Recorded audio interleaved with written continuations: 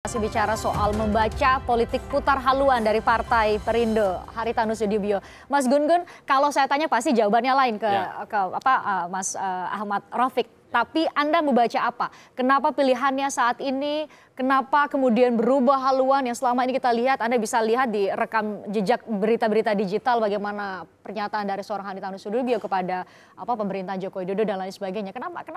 Anda bisa memaknai apa? Kalau membaca tentu ada dua hal. Pertama sikap politik, yang kedua posisi politik. Itu dalam politik menjadi penting.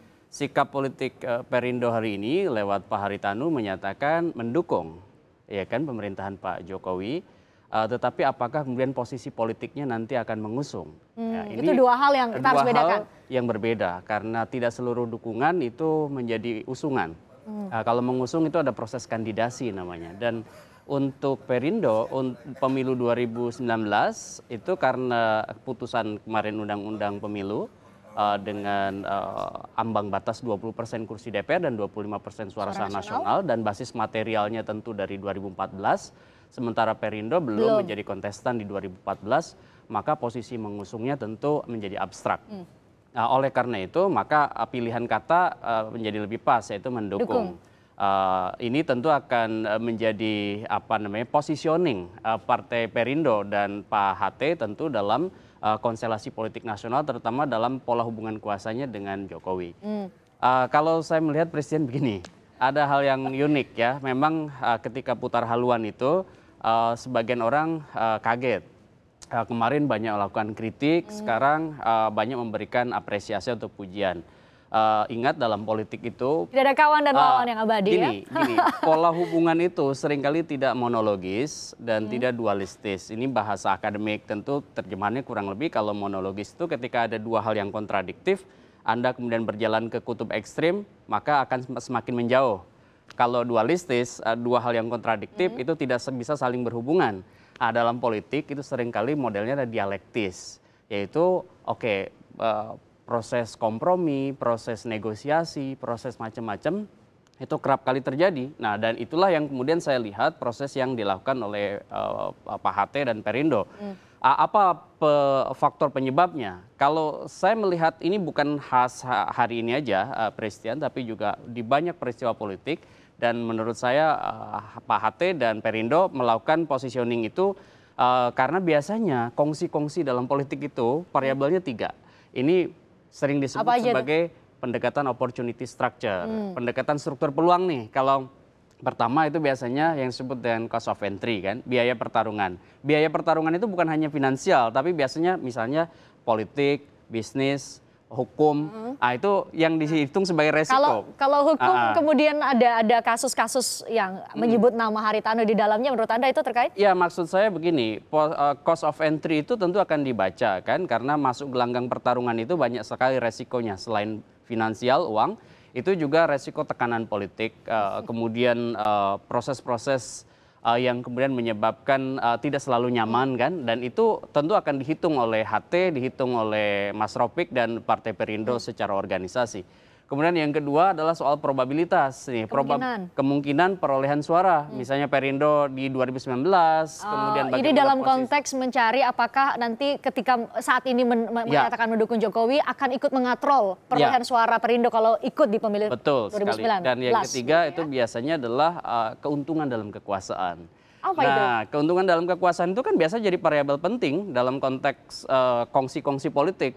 Jadi 3 hal itu, cost of entry, kemudian probabilitas dan keuntungan dalam kekuasaan, itu seringkali Presiden itu menjadi pertimbangan partai untuk saling merapat. Termasuk menurut saya ini menjadi bagian dari strategi HT dan Perindo untuk kemudian bisa eksis di 2019, termasuk yang paling mungkin dibaca oleh publik, apakah ini ada kaitannya misalnya dengan posisi keriskanan Pak HT dalam beberapa hal begitu. Kita tanya ke Mas Ahmad Rafiq yang juga menyimak tadi penjelasan dari Anda. Mas Ahmad Rafiq, betul ada kongsi-kongsi politik termasuk 2 kasus hukum yang menyebut nama Ketua Umum Anda, Ketua Umum Perindo, Haritanu Sudibyo, betul ada kongsi-kongsi itu? Yang paling penting dan ini saya ingin tegaskan kepada publik adalah tidak ada satu perselingkuhan politik di sini. bagi Partai Perindo, domain antara hukum dan politik itu adalah dua domain yang berbeda. Pak Hari dan Partai Perindo mengharamkan adanya perkawinan antara hukum dan politik. Perkawinan apakah itu secara siri, apakah secara sah atau secara mut'ah. Jadi kita sangat menolak itu karena berbahaya sekali kalau hukum dan politik itu kawin jadi satu. Karena pasti akan rusak masa depan bangsa ini. Nah, biarlah domain hukum itu berjalan sesuai dengan apa yang menjadi koridornya.